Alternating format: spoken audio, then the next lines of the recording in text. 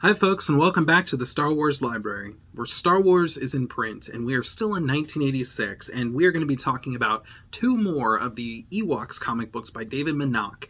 And we have three Star Wars comics going at this point in time. We have the main continuity, being the main Marvel series, or the main title, I should say. We have Droids, which we just talked about, and now we are back on Ewoks, so it's kind of cool. So we're going to be talking about issue 7 and 8, and issue 7, which is right here, which of course you can find in Droids and Ewoks, our omnibus by Dark Horse.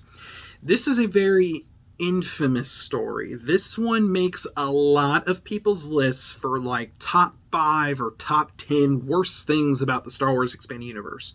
It's a very infamous story. I think a lot of people were especially made known of it when Hello Greedo, a very big Star Wars YouTuber, talked about this.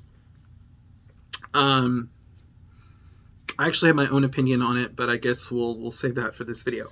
So, it's a very quick story, though. As infamous as it is, it's a very quick story.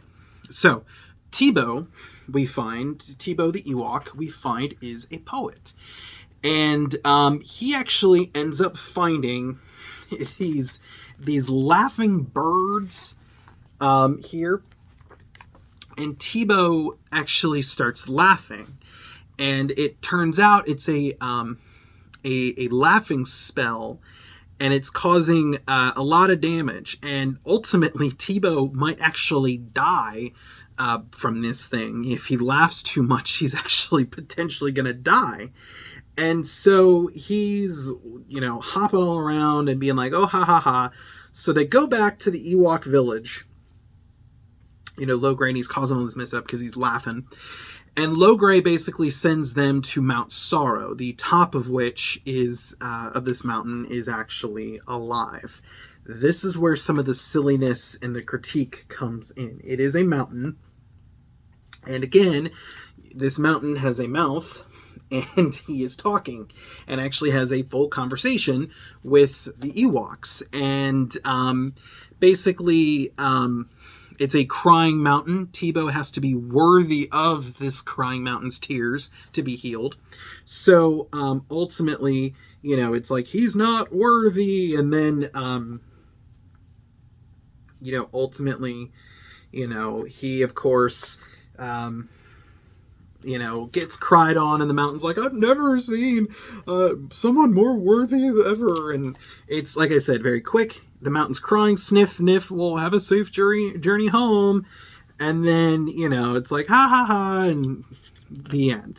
So, crying mountain, Mount Sorrow. It's a very odd and silly tale.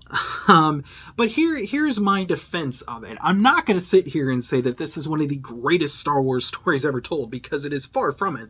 But here's the thing. We are seeing things from the Ewoks' perspective in the cartoon series of this and in these comic books. So, the Ewoks see things as these larger-than-life things. Remember, in Return of the Jedi, they thought C-3PO, who's a droid, a robot, was a god. So they're seeing almost everything, it seems, in this larger-than-life, area. So it could have very well been just a basic stream or a spring that had this water, this liquid. But again, we're seeing this from an exaggerated point of view from the Ewoks, that, oh, the mountain's crying and it's doing this and that. Again, maybe I'm reading a bit too much into it, but again, we're seeing this from the Ewoks' point of view. And again, the Ewoks, at least from what we've seen in Return of the Jedi and other things in the Ewoks cartoons and Ewoks movies and all those kinds of things, we've seen them see things kind of a larger than life. So, is it goofy? Yes. Is it silly? Yes. Could you say it's stupid? Okay, yes. But I can see where it could fit in the lore of Star Wars. But, like I've said before, the Expanded Universe, while I love it, it does have some goofy and silly and dumb things. And this is one of them, folks. But, I'm sure the new canon has its silly things too. But we're moving on. So, issue number 8 of the Ewoks series is called The Eye of Kregon. And it's actually was released in between seasons 1 and 2 of Ewoks. So basically,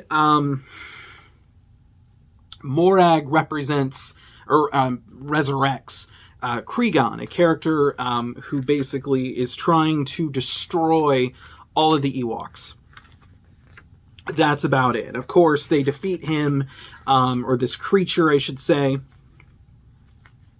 and he falls in this pit, and everything ends up okay.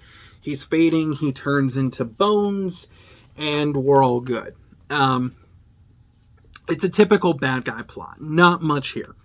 So, again, are these essential reads to your Star Wars Expanded Universe collection? No, they're not. There's nothing here about a Mount Sorrow or a Cregan